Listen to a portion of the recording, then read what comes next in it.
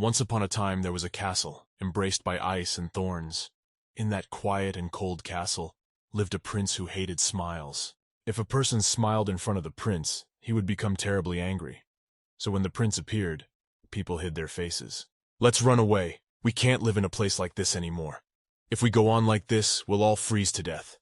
The servants tried to leave this castle. Time passed, and the frost of thorns little by little embraced the castle more and more.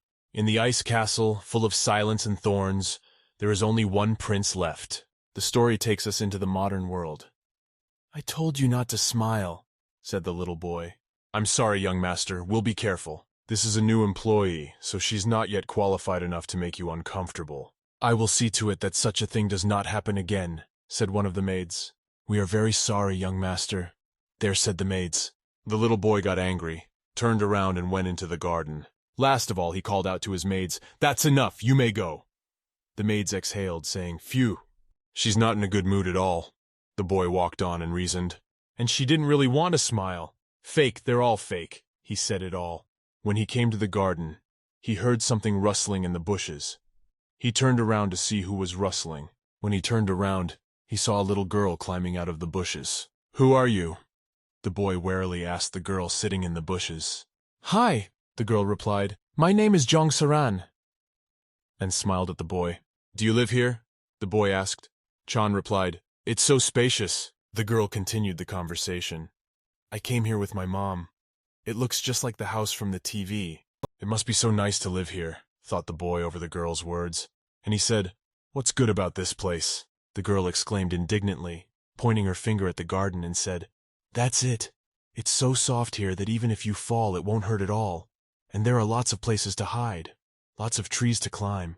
"Climbing a tree," thought the boy. "How's that?" Just then the children heard someone's footsteps, and Chan showed the boy a finger quietly, pulled his hand to sit down and hide behind a bush. The boy asked, "Why are we hiding?"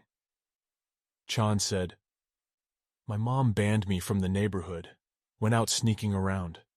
"Do you know where we could play without getting caught by adults?" asked Chan. The boy nodded his head, which meant he knew such a place. Chan said, "Then let's play there together." The boy thought about it and remembered that his mom said she would be busy for a long time. "Great!" shouted the girl with joy. They moved on their way. The boy asked, "But why are you always smiling?" "You don't even know who I am, do you? I smile," he interjected once more. "I'm smiling because I'm happy, I guess," Chan replied. The boy answered her, "I don't like it when people smile." Chan said, "I see," and smiled. The boy said to her, "But don't smile, I told you." "Uh-huh," Zhang replied. The children went across the courtyard, and they were noticed by a servant girl looking out of the window. She said, "Oh." Zhang was very happy that she now had a new friend. As they walked to the place where they could play without anyone seeing them, she smiled the whole time. As he passed by his windows, the boy saw a servant girl standing there. He pointed his finger at her to keep her quiet. The morning of the next day. "I beg your pardon, young master," said the maid, coming to the boy's room.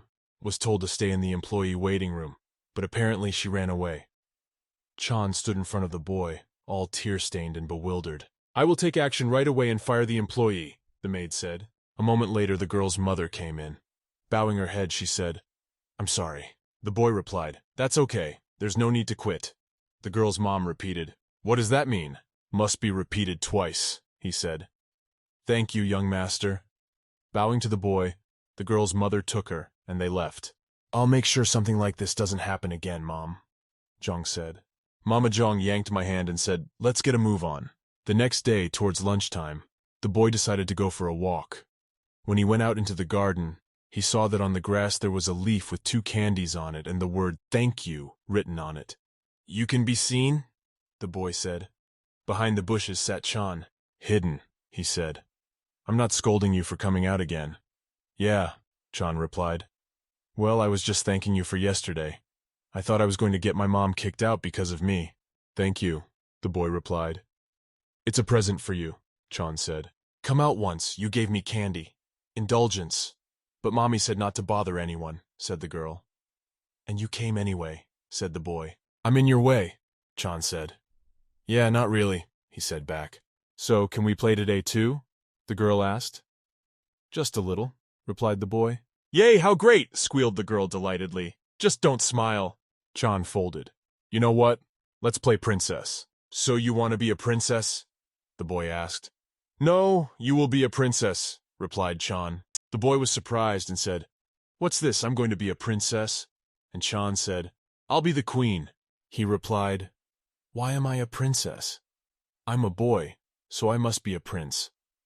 Chan said, Princess, no. When we played with my mom, I was always a princess. Today you will be for the princess. You're pretty, so it's no big deal. What kind of logic is that? Said the boy. I don't want to be a princess. I'll be a prince, and anyway, I'm busy. What are you busy with? She asked. Studying, replied the boy. And you have to study too, not just play, he said. My mom says I'll study a lot later, so now we can play. Let's play at least a little, so be a prince. After all, children should stay children. A princess, then. No, I'm a queen, the boy pondered. She keeps putting herself above me for some reason. Chan held out her hand to the boy and said, Come here, I'll make a bye-bye. Pulling him to lie down to rest, she said, My prince, you must be weary from your studies. Lie down soon. Bye-bye, go to sleep, Prince Vaughn. While the girl was saying bye-bye, she and the boy both fell asleep, and they fell asleep so soundly that they began to dream about the kingdom. Footsteps are heard. The boy wakes up and answers, Mother, where are you? The servants are crowded around the boy. One of the girls replies, We have not seen the queen, Prince. We don't know where she is. The boy was very upset. He got out of bed and went to look for his mother. As he walked, he sobbed and called out to her. Mommy, Mommy, he kept saying as he walked down the long corridor of the castle. A girl came out towards him. At the head, he looked at her and said, Sister. The boy asked her, Isn't my mother here? Where is my mother? Replies, Where the mother is, the brother should know himself. Brother, why should I know? The girl held out her handkerchief to him and wiped her tears. Don't cry. The prince is not allowed to cry. Hurry up and wash your face. You're soiled. And wipes his face with a handkerchief. Go back to your room soon, she said, turned and left. The governesses were coming towards the princess. They greeted each other by saying, Hello, princess. When they saw the prince, they too said hello. Hello, prince. And asked, What are you doing here? The boy replied, Mother is nowhere to be found. The governess said, I see, and smiled. It's a nice day today. Would you, prince, like to take a nap? The governesses with a smile on her face. Go ahead, prince. And then at some point the boy woke up to Chan in front of him. Brother, did you have a terrible dream? She asked. In the dream you made noises like you were in pain. Did you see a ghost? No, he answered. Clutching his head, he stood up with the words, Mommy, Mommy, and said, I dreamed she was scolding me. Chan said, Because you weren't studying, you were napping. Yes, the boy replied. Then I will make you simsalabim. The girl reached out her hands to the boy's head and began rustling his hair and saying, Simsalabim. Simsalabim, now you will forget your dream. She waved her hands and pointed them toward the boy. What are you doing? He said. Hypnotizing you to make the bad memories go away, I said. That he does that to me all the time. And that they really do go away, he asked. But it seems like they don't. What did he say? If you have a bad dream again, I will make you simsalabim again. All right, replied the boy. And then suddenly he looked at the girl, and he had an image in which he saw the three governesses smiling. He closed his eyes, opened them, and saw Zhang in front of him. And he asked, Why are you smiling? I smile all the time, the girl asked. Probably because I have fun playing with you. Oh, that's right. You don't like it when people smile. I'll restrain myself. The girl gathered her cheeks full of air and held her breath to keep from smiling, so much so that she blushed. It's been 10 seconds. She's still not breathing, and she's already blushing even more. The boy said, You can smile. I'll turn a blind eye so you don't have to hold back. But he thought about the fact that he hates smiles. But her smile seemed a little different. Really? So I'm allowed to smile? Chan said. I told you. The boy scratched his head with his hand. As he scratched his head with his hand, he again dreamed a passage from his dream. How his sister had wiped his face with a handkerchief in his sleep. What is it? Chan asked. I'm afraid she's going to get mad at me for being sloppy again, said the boy, and started brushing his hair quickly with his hands. So who's going to get mad? Mom asked the girl. No, big sister, he answered. You have an older sister, I guess? That's great. I want a big sister too, said the girl. So, do you like a sister? The girl asked. The boy hesitated and said, She doesn't like me. Zhang said, My friends are the same. The friends I used to play with also all disliked their older siblings. They used to fight all the time. Really? The boy asked. Wow, replied Chan. Next day. Morning breakfast, a large room with a table, a boy, his sister, and his father. There is silence in the canteen, only the tinkling of forks on plates. No one is talking, everyone is eating. The silence was interrupted by his father. I got my report card yesterday, Huarang. Good result, thank you, the girl replied, however. Math leaves a lot to be desired compared to other subjects, said Far. So that means I've instructed you to increase the number of study hours. I hope you don't make the same mistakes on your next exam. Good, Huarang replied. Now, Vaughn. The boy raised his head and looked at his father. Heard you got a 100 in all your subjects. That's better than Huaran had at your age. As expected of my son, you will soon be able to attend classes together. Speaking to my children. The children glanced at each other. Their father continued. Voran, it's worth more effort. After all, I will only pass the king group on to the best. Vaughn answered well, and Voran, I will try harder. Why am I climbing a tree at all? Said the boy Vaughn, climbing up the tree branch. 3 hours earlier. Brother one, how is this problem solved? Chan asked. Give it to me, said the boy who took the book from Zhang. Here, you can do this, brother. You're so clever, she said. Well, it's a little thing, he replied. I don't understand anything at all. Of course you do. You're younger after all. And I'm older than you. Everything in your book, said Chan. Uh-huh, replied the boy. You're so cool, Chan said. Yeah, no big deal, replied Vaughn. I can do it too when I'm your age, said Zhang. I guess so, if you try hard enough. Good luck to you, said the boy.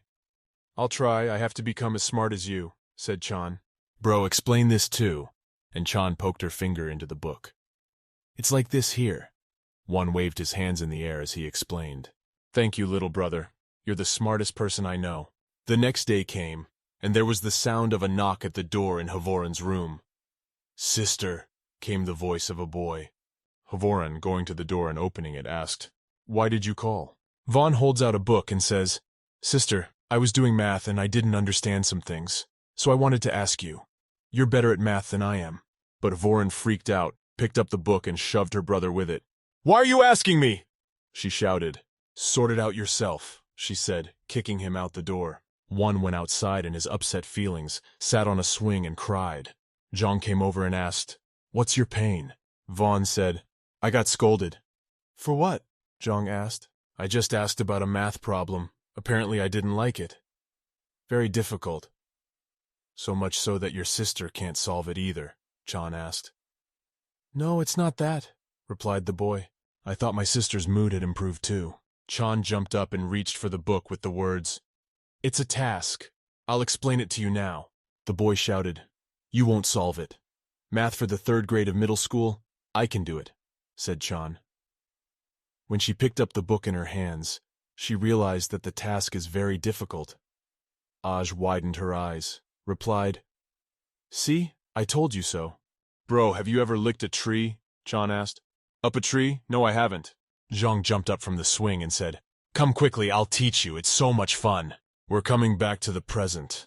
Vaughn, who had come to his senses and found himself climbing a tree. If they see me, they will scold me, he said. Chan exclaimed with joy. You're so good, little brother. The boy asked, Why are you always climbing trees anyway? It's nice up here, Chan said. The view from the tree was all along their street. It was very beautiful. A long street lit by sunlight, many beautiful trees growing. It feels good, doesn't it? The girl asked. Yes, it is nice, replied the boy. Tell me how beautiful it is here. The girl's hand slipped off the branch and she almost fell. The boy grabbed her by her shirt and said, Careful, hold on, or you'll fall. I didn't fall, so it's okay, she said. Next day. Jung went out to the garden. She had a surprise for Won in her purse. "Brother, I found you!" she shouted when she saw the boy riding on the swings. "I've come!" he replied. Look what I have in my purse." And her purse is full of candy. Look how many candies there are. How different they are. There are round ones, there are square ones, and there are hearts. "What kind of cookies are these?" the boy asked. "It was my birthday yesterday. My mom bought them for me. I brought them to eat with you." "Your birthday?" the boy interjected. "Uh-huh, Mom and Grandma and I threw a party. Grandma also made mika and meat, put a lot of it in. Mika is a seaweed soup that's customary for birthdays in Korea. That's why she didn't come yesterday," thought the boy. "Great, it must have been fun," replied Chan very much. "I wanted to invite you over, but Mom told you to stay out of the way. So instead I brought cookies and chocolates for you. Look, I have wet wipes with me too. Let's wipe our hands and eat." The girl reached into her bag to grab some candies and chocolates. "Very pretty and delicious. Hurry up and try some." When the children had finished eating the cookies and candy, they looked at their hands. The boy said, "It melted, Chan. Why did it do that?" "Your clothes got dirty too," Vaughn said. "Sorry, it must have happened when I hugged you," said the girl. "I was so excited to show you the pretty chocolates. Oh well, it's the flavor that counts in chocolate." "Oh, and not everything in here is melted," the boy said, reaching for more. "How does it taste?" Chan asked. "Very tasty," replied Vaughn. The boy gobbled candy after candy with full cheeks, asked, "Won't you have some?" "No," replied the girl. "I brought you some. Besides, the bag is full of candy. We have enough for two." The girl took a candy in her mouth. "Apparently she really likes chocolate," Vaughn thought. "Wait here. I'll be right back." Jumped up, jumped off, and ran toward the house. When he came running home, he started looking for something on the shelves and said, "We definitely had something similar." When he found what he was looking for, he exclaimed, "I found it!" He had a box in his hand. He opened it, and there were candies, beautiful, square, round, heart-shaped candies. They looked very appetizing. He closed the box and ran back outside to the girl. He came running and said, "I'm giving it to you instead of a birthday present. You've already had chocolates recently, so take them with you and eat them afterward." The girl was very surprised at such a gift. She got very excited and said, "Thank you, little brother, so much." "You're welcome," he replied. "I'll give you a proper treat next year." The girl said, "I'll give you a birthday present too, boy." "My birthday's already passed," he replied. "That's okay. Next year then," she said. "Invite me to your birthday party," exclaimed the girl. "It won't be possible this day," he said. "But next day, let's play." "Why wouldn't it work?" she asked. The boy answered her. "A lot of adults come to his birthday party." "Adults?" the girl interjected. "Are they grandparents?" "No, strangers," replied the boy. "Only adults. And friends, do they come?" "But we're with them," replied the boy. "So it's really dreadfully boring there. It's much more fun to play with you." "I see," the girl replied. "Have a party the next day, then." "Thank you for the chocolates. They're really pretty. Come on, boy." And then he sat down and thought about it. He envisioned his best birthday ever, where it would be him and Chan. "I'm looking forward to it," he thought. When Jong got home, she ran to her mom and said, Mom, my brother gave me chocolates for my birthday. Look!" My mom looked at this box and said, "It looks very expensive. You said thank you to him, didn't you?" "Of course I did," said the girl. That same evening in the kitchen, Varun opened a drawer and saw that one box was missing. The governess said that young Mr. Wan had taken recently. He doesn't like sweets, why should he? The next day the children were playing in the garden and heard some noise. Looking out from behind the bushes, they saw the cleaners cleaning the pool. "They are cleaning the pool again," said the boy. "No one is even using it, and they keep doing it," replied the girl. "Why aren't you swimming?" he asked.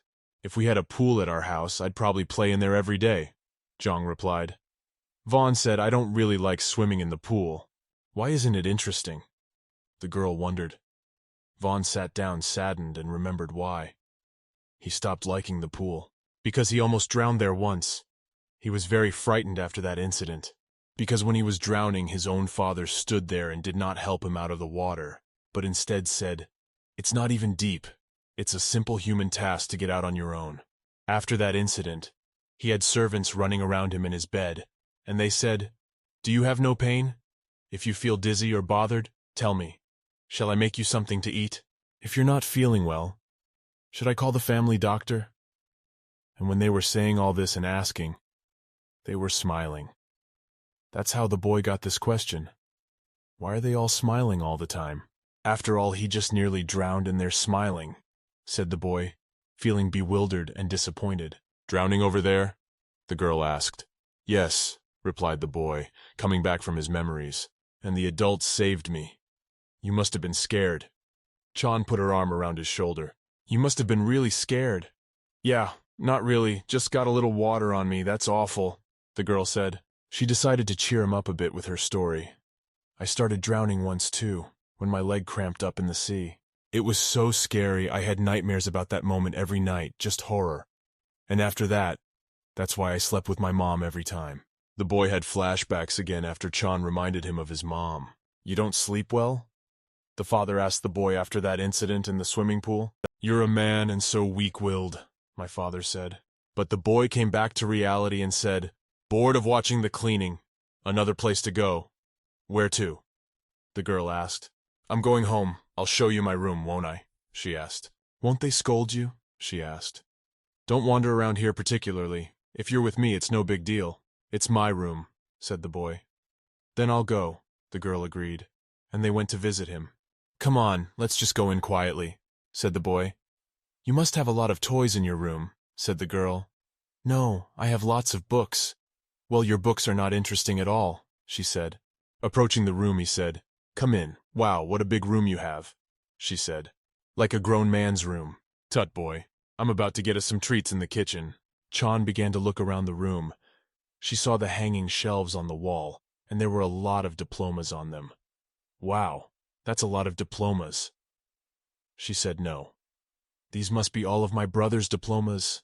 Walking further along, there was a nightstand with flowers on it. The girl spotted a beautiful large globe. What's that next to the globe? She thought. The object was unfamiliar to her. Walking on, she walked over to a table where a computer was turned on. Looks unusual, she said, looking at the computer. Then the boy said, Mommy was waiting for you, wasn't bored? The girl replied, No, you have a very interesting room. Subjects I do not know. Literacy on the wall. Vaughn took a small table and dragged it to the window with the words, Let's eat here. The children positioned themselves near the window and Jung said, Brother, I want to see the globe. I've just seen him at daycare before, but it turns out you have one too, she said. The children started looking at the globe. The girl said, I can find our country, and poked her finger. Here, look, the boy replied correctly. Good for you. I also know the map. I even know how to draw our country, but I'll draw it some other time, okay? Replied the boy. Go ahead. Have you been to other countries? The boy asked. Wow, that's great. Have you been to any countries? The boy started pointing his finger at the globe and said, Here and here. How did you like the other countries? Did you like it? The girl asked. Not really. It's boring. They are all the same, he replied. The boy closed the blinds and said, You have something marvelous to show me. It's dark. And the boy took out a balloon that stood beside the globe. It showed all the constellations. Give it to me. Plug it in. It glows like the sun. It shows all the constellations. Wow, this is beautiful. I've never seen one like this anywhere before. It glows like a jewel, the girl marveled. Brother, look. What is this constellation? Girl, what is it called? It is the Big Dipper, replied the boy. The storyline takes you to the room of the sister of a boy named Vaughn. The girl's window has a beautiful view of the pool. In her sister's room were some friends who had come to visit her. Havrin said, Let's all go swimming together. We are done with our lessons. And the boys chatted among themselves in the room. Just go home like that? Havrin asked. It's not like you don't have swimsuits. One of my girlfriends said, Just borrow it, and then we'll buy new ones. All right, agreed Havrin. I'll have them fill the pool. The boys got very excited. One of the boys said, Then we should have dinner too, of course. In the yard the party is raging, roasting meat on the barbecue. Havrin's friends splashing in the pool, playing games with her. Meanwhile, a woman's voice was heard in the house asking, Where did the ice go? Bring more washed vegetables. Chan heard her mom's voice and looked out to see if it was her or not. She decided to walk to the kitchen and peek out from behind the table to see what Mom was doing. She noticed her daughter and said, "We're having guests tonight, so everyone is up to their ears. Go to your room." The second woman, the helper, told Auntie they were busy. Suddenly Vaughn came up from the side. The governess had not noticed him, and when they turned, they almost knocked over the tray of food. "Young master, have you come for treats?" the boy asked. Vaughn replied, "Yes, I am hungry." Havren's girlfriends, who were swimming in the pool, saw the baby in the kitchen and started discussing among themselves, asking, "Is it a little brother?" The other replied that she didn't know she had a brother. One of the girls says, "I was aware, but this is the first time I've seen him." A boy took a packet of cookies from the kitchen. The governess offered him one. "Would you like something to drink?" "No, I don't need one," the boy replied. The girls continued their discussion in the pool, saying that Havren looks a lot like her girlfriends. One of the girls said what she meant by very similar. The other one picked up on it. "And you just moved to Korea recently," one of the girls says to the other, whispering in her ear. "They have different mothers, and a child out of wedlock, what's the big deal?" The conversation turned to whispering. "Well, it's no big deal," said the second girl. Havren's mother passed away early due to illness. Woy and Chan went up again to the boy's room. As they walked up the stairs, they met his sister, who was standing at the window listening to the conversation of her girlfriends. The children passed by and went on their way, but Havren remained on the steps watching. Havren's friends, unaware that she can hear them, continue their conversation. The stepmother showed up and gave birth to a son, and that's not all. It is said that Havren's stepmother worked in her father's company. Her father turns out to be a romantic, though you can't tell. In the end, she never adjusted and left, leaving her little brother behind. Of course, it's the son. Yeah, and also born in love. Not a marriage of convenience, one of her friends said. "Wow," replied another. "I would have hated her. But just imagine how you can take and abandon your son." It had been a while. The guys were getting tired of the pool. One of the friends said, "Hey, the sun is setting, it's getting cold. Let's go back inside. Besides, we're full." And Havren says, "Then how about dessert, in my room?" All the guys seconded, saying, "Great, you said yourself you were full." "I have a separate stomach for dessert," she said, and laughed. The guys went up to the room to eat dessert, but Jong and Won went down to the pool. The girl says, "Bro, there's water splashing, you can look closer." But because of his injury, the boy did not want to go close to the water. He sat down on the sunbed and said, "Okay, I'll stay here, and you watch." The girl ran to the water, saying, "Wow, this is great!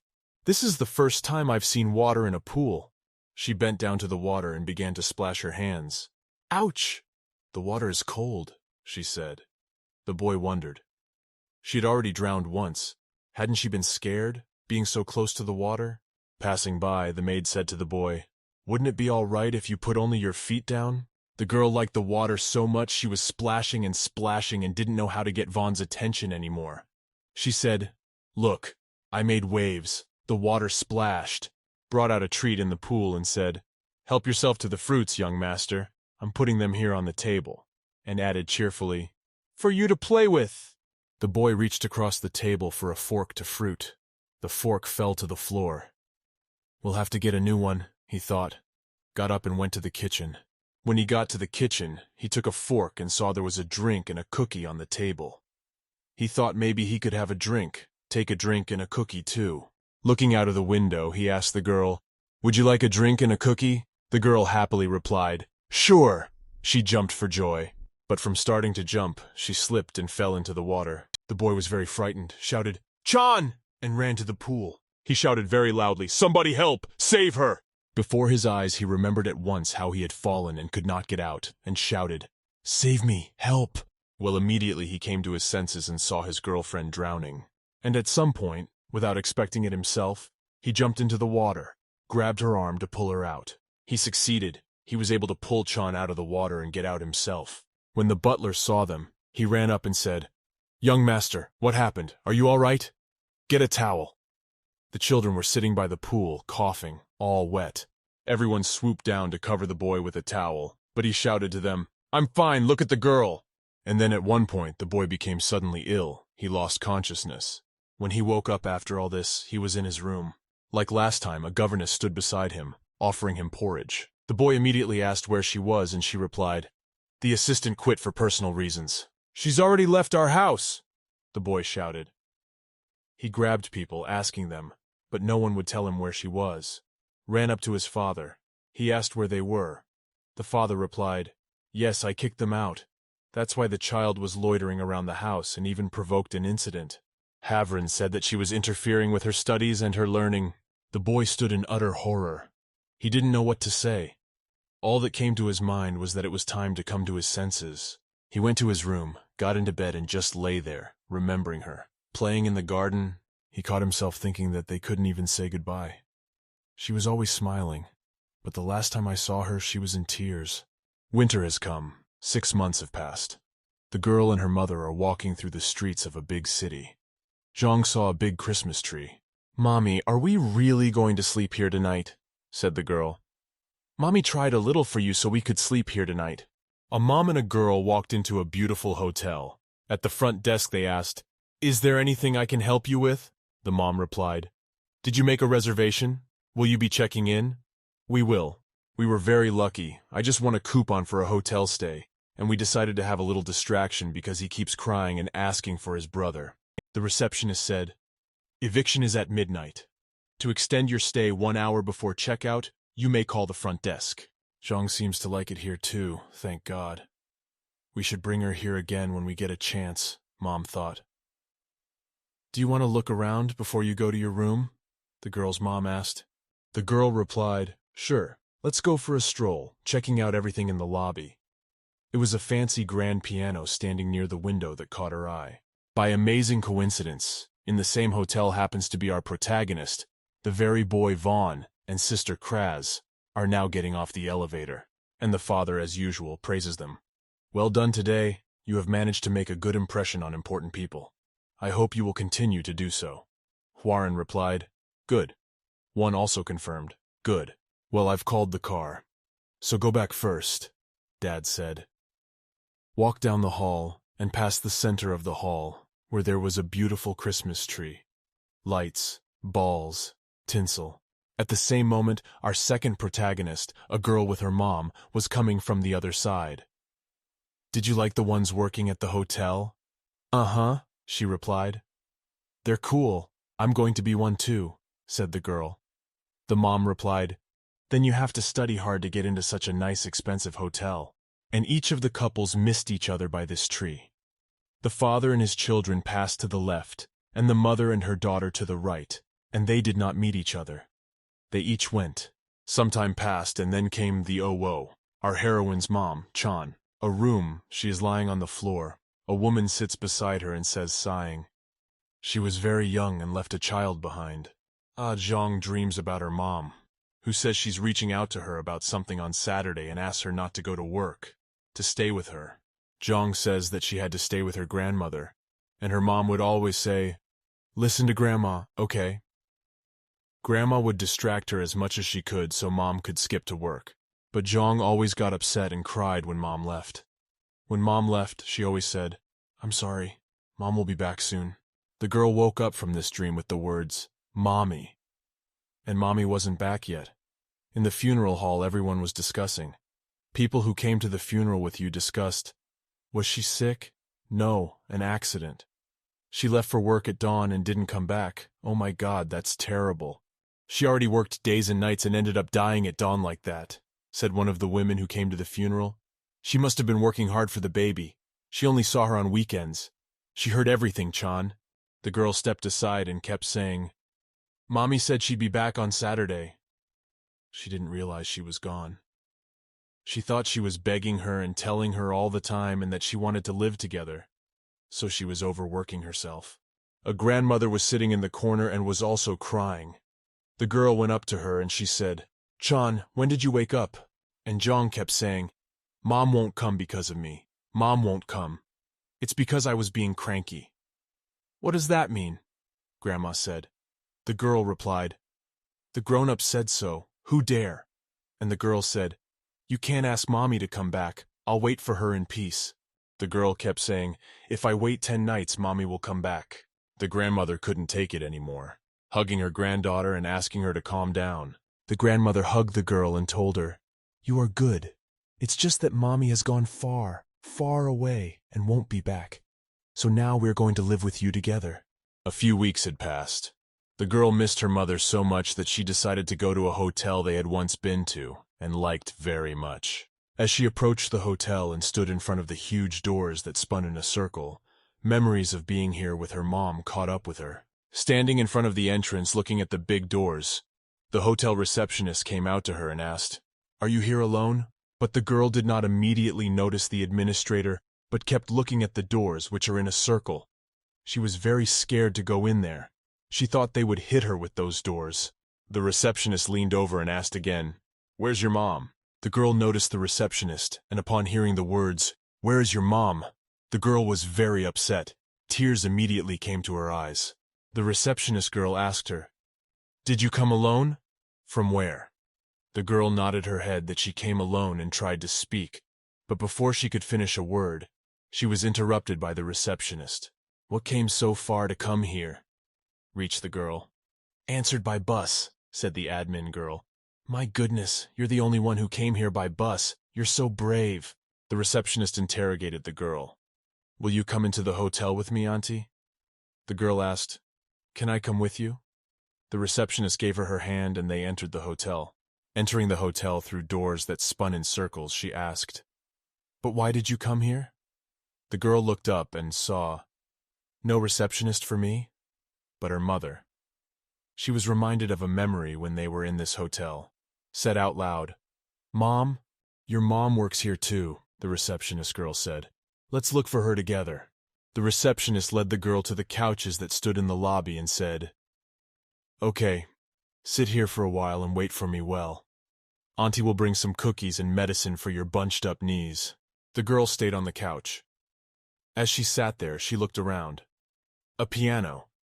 The same piano her mother had told her about and shown her. Her words, look, that piano is the size of an elephant. That's great, Mom asked. Answered Chan. That you like him here, don't you? Asked the mother. Yes, the girl replied. Let's come back here again later, for sure, Chan said. And next time we'll come with Grandma, the girl said. Mom replied, okay, I promise. Then the receptionist came up to the girl and asked, and that he immediately returned from memory to reality, said, little girl, I brought the medicine, and you, why are you crying? When she saw the girl sitting there crying, Zhang said, the wound hurts on my knees, and then she started crying harder and calling for her mom, saying she missed her mom.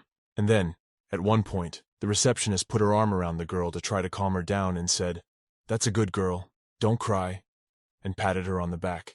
While the receptionist was calming the girl down, a grandmother ran into the hotel screaming, Chan! My goodness, said grandmother. You've traveled so far away without telling me anything. Please forgive the inconvenience, the grandmother said to the receptionist. That's okay, she was told. Zhang, wipe your eyes from crying, Grandma said. Yes, it's Nana. Do you have any idea how scared I was when I got the call? Rather. Grandma loaded the girl onto her shoulders and walked towards the exit. Take a cab, we'll call you one, the receptionist said. No need, said the grandmother. The cab will be here soon, don't refuse. We've already called it anyway, said one of the receptionists. The grandmother got in the car with the girl and said, thank you. Don't wake her up. She must have fallen asleep, the receptionist girl said. Thank you so much. I missed my mom so much. I came here where they were once together, in this hotel, the girl said. They used to come to this place together before her mom left. She really liked it here, the receptionist girl said, understandably. The grandmother and the receptionist girl looked at the girl, but she had already fallen asleep. The receptionist girl said, I hope Zhang meets his mom, at least in his dreams. It's been a few years. The action takes place in high school. Hey, Vaughn, what's your ideal type of girl? One of the boys asks him. What do you mean? Is suddenly interjects him. Well, we were talking about the perfect type of girl. Didn't you hear what I asked you? It's the face that counts in a girl, the boy replied. A classmate interrupted him and said, "What do you mean? The most important thing is a beautiful body." I'm sorry, you just don't understand the allure of women's feet," the boys laughed. "It's just that you've never taken a kick in the leg," one of the boys chimed in. "And I like long, straight hair," he continued grimly. "It hurts when the tail flies in." One of the boys asked, "Why do you keep thinking about beatings? Have you been beaten all your life?" Everyone laughed. The conversation is further maintained, and the boys interject to each other. "Hey," your boy replies, "I like people who smile a lot." The other one chimes in and says, "Oh, what a romantic." "Well, it's nice if a girl is pretty, I admit. It's nice when she smiles, and even better when she's spectacular." And then the conversation comes to our hero again. They ask him, "Kuwan, what's your ideal type?" And he replies, "A smile." And immediately the smile of his girlfriend, with whom they had been friends all their childhood, comes to his mind. One of the boys confirms that he likes the smile too. "Kuwan," continued the girl, who was good at climbing trees. All the guys had the same question, with the word "what" meaning what you said. And then the conversations began. One says, "By trees," the other replies, "What trees? What are you talking about?" Somebody said, "Are you a pervert?" Kuwan sat there wondering what he had just said that he didn't realize. The boys continued their remarks. "You're a bastard, and you didn't seem that way at all, ha, Tarzan." And then one of the guys, you might say, helped Kuwan out. He said, "I agree with him," and held out a clipboard with a picture of a girl named Ariadne on it, and said, "She's so beautiful. Sister Ariadne has a beautiful body too. Here, you also play this game on what server? Have you seen the last upgrade?" Well, our hero was already displeased with that too. He told you so. And the boy continues, "Shall we play this game after school? Show your level." Kuwan sat and remembered his girlfriend, how they climbed trees, how much fun and good times they had. Evening, dinner. Kuwan, his sister and father are having dinner. A conversation ensues. "Father, did you get the report?" "I tried writing a hotel strategy for the third quarter," sister said. "Yeah, I looked it up. Not bad," Dad replied. "The effectiveness of the budget plan would be good to calculate too. Discuss it with Chairman Lee and get it done." "Yes, I will add clarifications and provide you with a new report," the sister said. Kuwan, thinking about it. They have to talk about it even over a meal. "We should quickly finish eating and go." "One," said father, "you have a midterm coming up, right?" "Yes," replied Kuwan. "All right. This time too, don't give up the first place to anyone. You know you have high expectations, don't you?" said Far. "You'll go to university, do well in your studies, and then, like your sister, you'll take administration classes." "It's still a long way off," Kuwan replied. 4 years will go by quickly. In the meantime, think about what kind of business you'd like to do," said his father. "I haven't even decided which university to go to yet," said Kuwan. "With your grades, you can pass to any, but still," replied his father. There was a pause between the relatives, and everyone just started to finish their dinner in silence. When everyone had finished dinner, they went to their rooms. Kuwan and his sister met in the hallway. "It's like an exchange," the sister said. "You can choose your own country." Kuwan, typing. "Have you forgotten how my father just told me to apply to Seoul University? Or do you have dementia?" "I'm not in the mood for jokes right now," the sister said. "Do you think your soul will be soothed if you send me abroad? I told you I'm not interested in business." "Take it all for yourself," Kuwan replied. His sister smiled and said, "You always come first, just like father asks. You're going to go to the university that your father has also chosen. And eventually you're going to take over the driving license, as Dad said." "Well, if you don't believe it, it can't be helped," Kuwan said. Kuwan thought, rising to the position of a board member and still scared to shivers of a high school student. "Apparently you're not confident at all," Kuwan said and walked away. As he left, his sister shouted back to him, "I'm telling you right away you won't get anything, and neither will your mother." Kuwan, walking away, heard, and he was offended by it. As he went to his room, he thought that if he had power and authority, he could find out a little about his mother. But in the end, he was only pleasing his father. What he studied for, maybe to get farther away from here, he thought. The story takes us to the main character Zhang's school, in the principal's office. What a shame. Are you sure you've decided to go to college? The principal asks. With your grades, you could get a 4-year scholarship. Yes, I like studying, but I want to get a job as soon as possible, Chan replied. Chan, your unwillingness to be a burden to your grandmother is commendable. But like I said before, you need to think about the distant future as well. That reason is important too, he said, thinking about the fact that Grandma was getting older every year and her health was declining. But I've already chosen the business I want to do. Principal, I said. Yes, you said you dreamed of becoming an atelier. But there's a 4-year hotel management department for that. I know, but as I found out, the internship program at the Eniwang Institute is the best. And they're the only ones who have language practice abroad, which is also helpful. Yes, the students and alumni are good, they respond, replied the principal. All I'm saying is that since that's your wish, it can't be helped. But it's a shame nonetheless. And I could put up a poster at school, girls' high school. Congratulations on your enrollment. Oh, you don't have to go that far, Zhang said. After finishing her conversation with the principal, she went to her classroom. Upon entering the classroom, the girls' friends ask, "Oh, Zhang is here. Did the counseling go well?" they ask. "Have you decided where you're going to go?" "Yes, I'm going to go to Anyang." "Are you serious?" Then she said that. "Why? You can go to a 4-year program," the girls said in surprise. "Why?" "Because I wanted to go to the same institute with you," Chan said, stretching her arms out to the girls, hugging them. As Zhang hugged the girls, they cried out, "Will you stop loving us so much?" One of the girls said, "Oh, of course we're grateful to you, but still such a loss. We're grateful even for a 2-year course of study." "But you're another case. The principal didn't cry after you?" the girls asked. "Why, grandmother, did you discuss it with her?" the girls asked. Chan wondered what she had left to overcome this most important high mountain was Grandma. "I think Grandma would mind," thought Chan. "I'd mind too if she were my granddaughter. We need to have a good talk with her so she doesn't get upset." Restaurant. A customer reaches out his hand and says, "Grandma, bring more kimchi." He is answered, "Yes, just a moment." Grandmother, bending her back in pain, wanted to lift the net with potatoes. Then a voice called out, "Grandma, I'll get it." And Grandma continued to stand bent over with her hand on her back in pain. It was Chan. She heard the visitor asking for his order, and in a flash, she'd already put on her apron and got to work. "Hey, he's here already," Grandma said. "Yeah, I'm back already."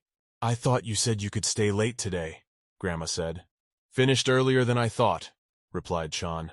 Chan took the order out into the hall, hearing already from the next customer. "Order. 1 giblet soup and rice, please." "Okay, I'll get it right away," Chan replied. When the workday is over, the grandmother and granddaughter sit down to eat dinner. Grandma asks, "Late for dinner?" "I told you to eat when you have free time," Grandma said, but Chan replied, "You're just eating now yourself." "Right, you went to the hospital, didn't you?" "Hey, what hospital?" Grandma said. "Your whole body is breaking," she said as he opened his mouth and put a spoonful of food in it. "What do you mean? I'm perfectly fine," said Grandma. "No, you're not. I definitely heard it," replied Chan. "Who said that?" "Namdik. Everyone in the neighborhood knows. Namdik is a mouth breather. His wife then said, 'Then we'll go to the hospital together tomorrow,'" the granddaughter said. "Don't. What hospital? I'll just sleep and it'll pass. If you don't go to the hospital, I'll cuss you out," Grandma said. Gosh, what a scary granddaughter I have. Okay, let's eat already. Dinner continues, and then Zhang decides to ask, "Grandma, can I go to Anyang?" Grandma replies, "Okay." "Well, not to a 4-year program, but to a 2-year college," Chan says. "I know," Grandma replies. Chan froze with a spoon in her hand and big round eyes. She didn't understand what was going on. How did this grandmother agree so quickly? Instant pass. My friends tried to talk me out of it. The principal tried to talk me out of it. I thought you'd be the most against it too, Grandma said. I don't agree with it either. I know how good of a student you are, don't I? I'd really like you to go to a better place. When? Why? Replied the girl. Because you've already made up your mind, said Grandma, and I will always support what you want to do and where you want to go. I was just talking just now, wasn't I? About being more afraid for my granddaughter than anything else in the world. Grandma laughed. A girl. Chan, I believe in you, Grandma said. You'll be the best, anywhere and at anything. The girl got up from her seat, went to her grandmother and hugged her with the words, "I will study hard and will definitely become a cool atelier." "You will live in luxury, yes, yes." Patting the girl's hand, the grandmother said, "For sure." Summer vacation has passed, and now it's fall, the first day of school. The girlfriends, together with Zhang, came to their school. They stood in front of the entrance and marveled at this beautiful large building. Now it feels like the entrance exams are over finally, and we're real students. One of my girlfriends said, "We should go on group dates and blind dates more often." Chan said, "There will probably be plenty of books at the library." "And I'll make a trip to the best restaurants in the country," said the other girlfriend. The girls held hands and said, "Let's enjoy college life, let's go," and went inside. Auditorium. The teacher is teaching a lesson, and so take a little rest, and in 10 minutes we will continue, said the teacher. "Girls, how about pizza for dinner? I know of a place that has a great pizza in a wood-fired oven," said one of her friends. The other confirmed. "Okay, I'll go," Chan said, "but I have a part-time job." The girl said, "Oh, right. You have a part-time job at the cafe today. Too bad. By the way, didn't you say there's some weird person at that part-time job who comes into the cafe and stares at you for hours?" the friends asked. "Oh, him," wondered Chan. "He still comes now. Did you tell the supervisor?" the girls asked. "He's a customer of ours, so I guess the boss can't do anything about it either," said Chan. "Yes, and in general it's better not to hurt people like that, or it will become even more dangerous. If he starts hitting on you rudely, you have to rough him up," one of the girls said. "I don't want that," Chan replied. "Then you want to go on a blind date. If you had a boyfriend, he could chase the stalker away from you." "I don't want to date a man for a reason like that," said Chan. Suddenly a voice came from behind the girls. "What about me?" There was a guy standing behind them, pointing at himself. As the girls turned around, they saw a guy sitting behind them. He said to them, "Hey, cuties." Jong replied, Sanel Sunbae, are you coming over now?" "Yeah, since our Chan is being harassed by an insect, I can't sit idly by," said the guy sitting in the back. All the girls had the same question. "Who are you?" Bam! Came the sound. Chan slapped her palm on the table. "There's an insect in here too," she said. "And here's just a huge insect," Chan swatted at him. The pair began. "Take your seats," said the teacher. Thought about her own one. Thought all appetite gone. The other pizza from the wood oven is delicious. Difficulties. Need to help. After the lecture, the girls went to work. The three of them away from this boy who was stalking Chan. "He came again," one of the girlfriends said, when she saw the boy sitting at the table. "Chan, are you okay?" asked her friend. "You have a very worried look on your face." "Should we switch your work days?" one of the girls said. The other confirmed. "Yes, let's switch." Zhang replied, "I'd appreciate it." The girls pored over the schedule, looking for it to change their work hours. A young man came up and said, "I have an order." The girl at the register said, "Okay, I'll take your order." "2 large Americanos on the rocks, please," said the young uniformed man. "Will you be drinking here?" interjected the girl. The customer said, "Yes." "Are you collecting points?" the girl asked. The customer said, "No." Taking his order, he followed to a table where another guy was sitting. He emotionally exclaimed, "Hey, I asked for a chocolate frappe with lots of whipped cream on top." The uniformed guy said, "Just sing what they give you." "Geez, I specifically came to see you after hearing about your discharge. You're disappointing me. Cue out." "Who asked you at the meeting?" "I was going home, though," said Cue out. "I don't get to try on military uniforms. Wanted to at least get a look at you," said the friend. "You're pushing it," Kuan replied. The friend continues the conversation. "But you look healthy. Why did you leave for the service without saying anything to anyone? You were all busy after final exams, getting your license, or going on a trip, when there was something to tell you." "Are you really going to America right away?" asked a friend. "Yes, I have to do my university studies," said Kuan. "I don't want to go back during my studies." "So you won't be coming to Korea at all until you graduate?" a friend asked. "We'll see," Kuan replied. "By the way, why is the angle so odd? They say the author likes uniforms." "Chan's coming from work through the back door today," the girls said. "That client is still here and not going anywhere. You might run into each other on the street. Pretend you're going on vacation and sneak out." Chan replied well. Chan walked out the back doors of the cafe and hurried to make a quick exit. Just then, a guy walks out towards her. "I came here just in case," he said. This was the guy Chan was hiding from. "Miss, you look beautiful with your hair loose," he said. Asked him what he was, he said. "Oh, don't pretend. I mean, you throw me looks all the time. I came today to give you my number. It seemed to me that there was no way you could muster up the courage," he said. "What number? What courage?" asked Chan. "Miss Chan, you like me, don't you?" he said. "Yes, you smiled at me the first time I met you. And the second time we met, you intentionally touched my hand when I was giving you a card. And after that, you drew a cute little heart on my latte. I'm sorry, but you've obviously misunderstood something. Hearts go on all lattes," the guy said. "Give me your phone. I'll write down my number." "You misunderstand me," Chan said. "I had no such intentions." But the guy smiled and kept saying, "I'll give you my number. Service with a smile is cafe policy, and I don't remember you giving me the card. I must have touched you by accident." Chan was already replying with irritation. But the guy kept saying the same phrase. "Give me the phone." Just then, Chan couldn't stand it and shouted, "Customer, you're deluded. You're not my type." But the guy is like an enchanted man. He keeps saying, "Oh, I sure like the shyness, but you're too over the top with it. Give me your phone number. I'll text you my number." The guy says, "See, act appropriate. You're the first one to lure me in. It's annoying a bit." Jong says, "I didn't bait you." The guy scratched his head with his hand and said, "Are you kidding me? You're mocking me." The guy poked his finger at Chan and said, "How do you make up for the time I wasted on you?" Chan shouted, "You waited for me here of your own volition." The guy, pointing his finger at Chan again, says, "I'm asking you, what are you going to do?" Jong says, "Don't touch me." Chan pushed the guy away and said, "If you continue, I'll call the police." "Treat me like a stalker," the boy shouted. "You're totally nuts," said Chan. "Why are you waiting here and poking me with your fingers?" And then a guy from the cafe who was sitting with his friend drinking coffee, a guy in military uniform, came out to their shouts.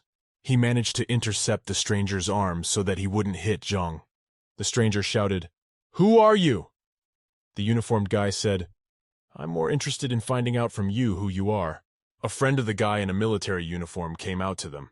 He said, "Wow, there are freaks like that hitting on girls. Girl, are you okay?" He asked Jong.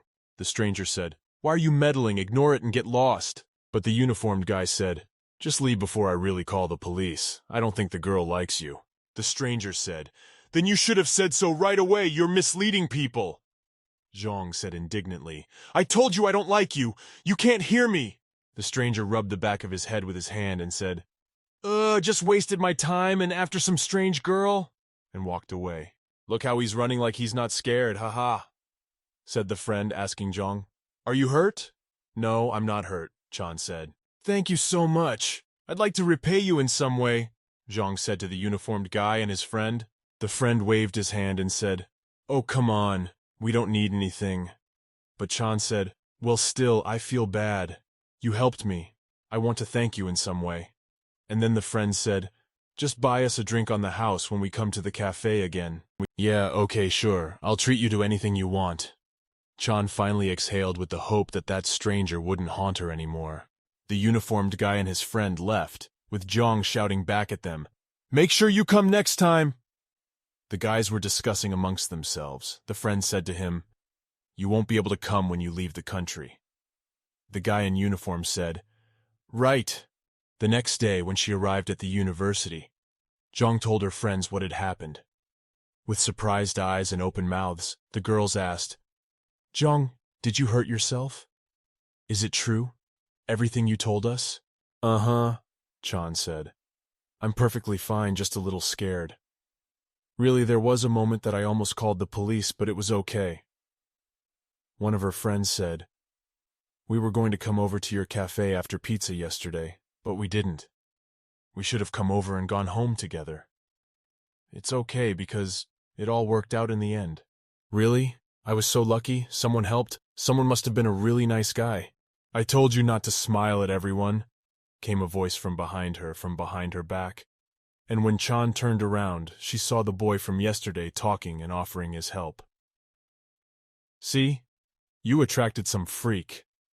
I told you not to smile at anyone, kid. Well, now let's get acquainted, Sanal Sunbay. My name is, the boy said.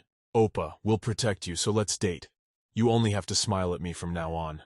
The girls looked at him and remained silent, but the guy's friend said, Hey, let's go. You screwed up. Well, why screw up? He said. Just shut up and let's go already. When the guys left, the girls continued their conversation. One of the girlfriends said, Zhang, you asked for the contact information of the person who rescued you. Chan replied, wasn't up to it, and twisted her head to the side. Too bad. He seems like a good man since he came out to stand up for you. Are you going to continue working part-time there? The girls asked. What if the stalker shows up again? Chan said in a worried tone.